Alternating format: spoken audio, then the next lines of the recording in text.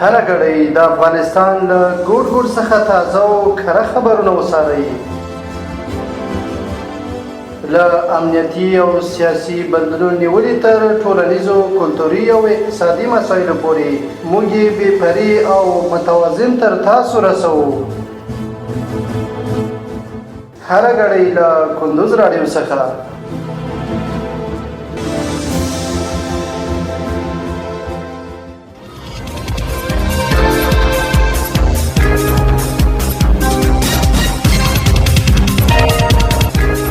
سلام الله، وخت مو په خیر.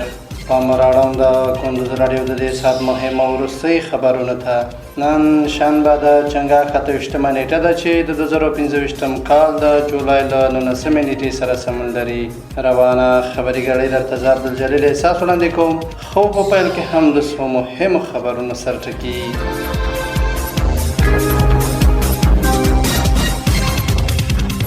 د کډوالو وزارت د برېټانیا لخوا راستنېدونکو ته د تر 1 میلیون افغانیو ډیر مرسته خبر ورکړی.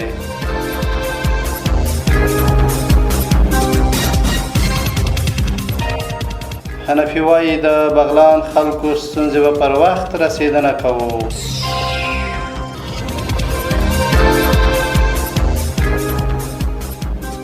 په تخار کې د سرو زرو کان د کیندلو چارې پیل شوې او د سوریې کړکېچ السویدا کې 594 تنه وژل شوي.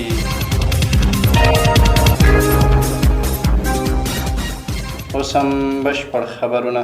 د کډوالو وزارت د برېټانیا لخوا راستنېدونکو ته تر 1 میلیون افغانیو ډیرو مرستو خبر ورکړی. د کډوالو راستنېدونکو چارو وزارت وایي د دې وزارت سرپرست رابرټ ډیکسن چې د افغانستان لپاره د برېټانیا د سفارت شهردافیر دی او یو شمېر نورو برېټانوي ډیپلوماتانو سره په کابل کې لیدنه کړې ده. د وزارت په خبرپاڼه کې راغلی رابرټ ډیکسن په دې لیدنه کې ویلي چې برېټانیا له ایران او پاکستان د راستنېدونکو ملاتړ لپاره 1.1 میلیارډ افغانۍ ځانګړې کړې دي. یادې پیسې به د ملګرو ملتونو له اړوندو ادارو له لارې راستنېدونکو ته ویشل شي.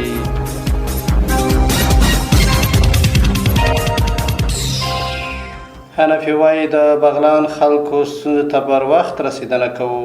د اسلامي امارت حکومت اداري مرستیال عبدالسلام حنفي د بغلان له سرپرست والي عبدالرحمن حقاني سره په کتنه کې ویلي د امنیت تامین، د خلکو ستونزو ته رسېدنه او له راستنه شوو هیوادوالو څخه ملاتړ د اسلامي امارت حکومت له مسؤلیتونو څخه دی. حنفي دغه راز ویلي چې د بغلان د خلکو غوښتنو او ستونزو ته پر وخت رسېدنه وشي.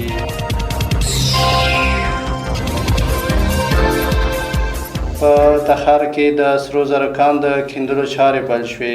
د کانونو او پټرولیم وزارت وایي چې د تخار ولایت په چاب ولسوالۍ کې د سمتي په نوم د سرو زرو کان له لومړۍ بلاک کیندلو عملي چارې پیل کړې دي. د یاد وزارت وزیر هدایت الله بدري ویلي چې د دې چارو له پیل سره به ډیرو کسانو ته کاري فرصتونه هم برابر شي. او وروستۍ خبر ده چې د سوریې کړکېچ السویدا کې 594 تنه وژل شوي. د سوریې د کړکېچ په تړاو د ملي امنیت شورا بیړنۍ ناسته کې که څه هم له اسرائیلو څخه په سملاسي توګه د بریدونو د درولو غوښتنه شوې، خو تر غونډې څو ساعته وروسته هم راپورونه کې ویل شوي چې جګړه نه ده درېدلې او السویدا کې 594 تنه وژل شوي دي. د سوریې د بشري حقونو د ښار بنسټ ویلي چې د السویدا ولایت په تاوتریخوالي کې لږ تر لږه 594 کسان وژل شوي دي. د وژل شوي یو زیاته برخه ملکي وګړي دي. له وژل شوي کسانو څخه 300 تنه د درزي قوم غړي دي او تر 250 ډیر د سوریې دولتي ځواکونو پورې تړلي دي.